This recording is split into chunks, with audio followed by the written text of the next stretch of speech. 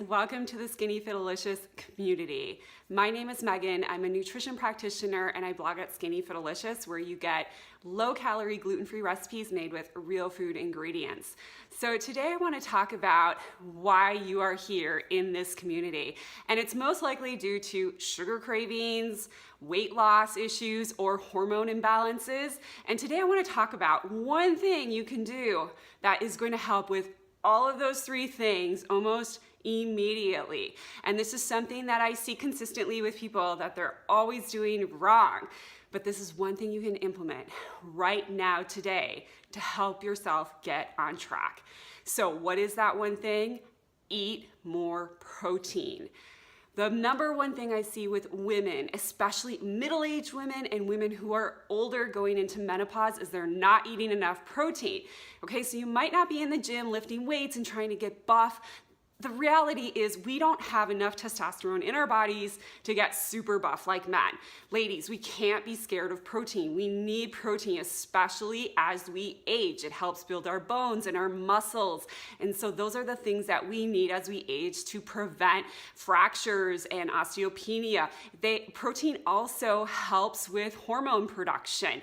So a lot of times if you're not getting a certain macronutrient in your diet, you can see hormone fluctuations and problems and thyroid, reproductive health, insulin resistance, which leads to diabetes because you're not getting enough of a certain macronutrients. And 9 times out of 10, what I see in my practice is women not getting enough protein. So what is enough protein and what is the right amount for you? So the general recommendation is eat as much protein as you weigh in grams every single day. So if I'm a female, I weigh 130 pounds, I'm gonna try to aim for 130 grams of protein a day.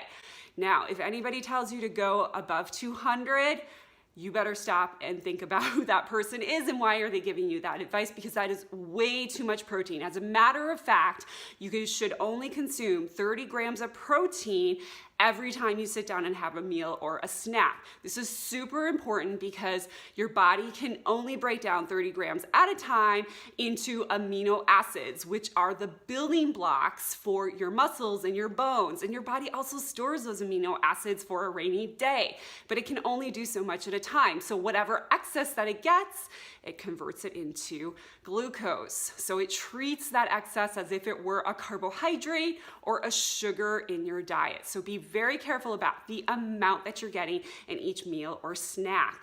So if you're not sure how much protein you should be eating, how to get it in, a really easy way to do that is to use an app on your phone. So MyFitnessPal, Lose It, they have free versions that you can download and you can put all of your meals and snacks in there and it will tell you how many grams of protein, carbs, and fat that you are getting every single day. And that can be super eye-opening for people because most of the times if you're not tracking what you're eating, you're probably under eating that one important food, which is protein. So why is protein so super important for sugar cravings specifically? Because it keeps you full. So when you are getting those 30 grams of protein at every meal and snack, you are ensuring that your body stays full. So you are feeling full and your blood sugar is not going to crash. That is the key here. When your blood sugar crashes, that's when those carbohydrate and sugary food cravings kick in and it's like you just can't resist them because you have gone too long without eating. The other important key factor here is anytime you do eat a carbohydrate or any type of sugar, you need to pair it with a protein. So if you're eating an apple, there needs to be some protein. And oh, by the way, nut butter does not count. Nut butter is a fat. So if you're gonna eat an apple, eat it with some string cheese, eat it with some Greek yogurt. That is protein. So be careful about those things and educate yourself around what are the different macronutrients? What is specifically a carbohydrate? What is specifically a protein? And what is specifically a fat? Another good example that people mess up on are eggs. They often think that whole eggs are good sources of protein. While they do have a good source of protein, they are a fat, okay? So if you're eating a whole egg, it is a fat. If you eat an egg white, that is a good source of lean protein.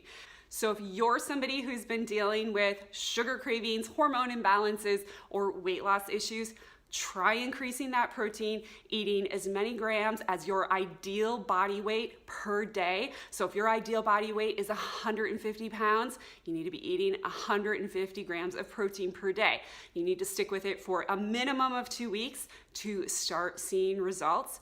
Questions or comments, leave them below and watch for a future sugar detox challenge coming up.